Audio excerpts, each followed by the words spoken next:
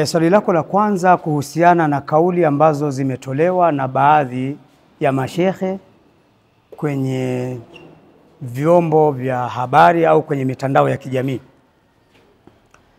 Dira yetu sisi viongozi wa dini ya Kiislamu haswa tunarudi kwenye kauli ya Allah Subhanahu wa Ta'ala ambayo imetupa dira na mwongozo. Amesema Allah, ud'u ila sabili rabbika bil hikma wal mau'izati al hasana. Lingania katika njia ya Mola wako kwa kutumia hekima na mawaidha ambayo ni mazuri. Wazungumzaji wanatofautiana katika uelewa wao na namna ya kufikisha. Kwa hivyo kauli iliyozungumzwa na moja miongoni mwa wazungumzaji ya kuzungumza swala la kwamba kukata vichwa, hii si kauli salama.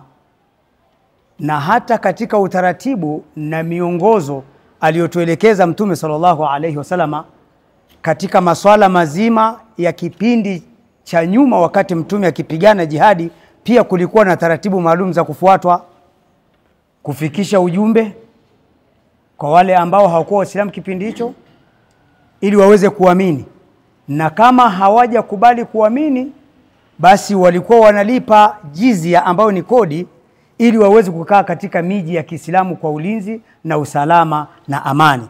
Haijatokea hata siku moja kwa mtume wetu Muhammad sallallahu alaihi wasallam kumjeruhi mtu wala kumwaga damu yake.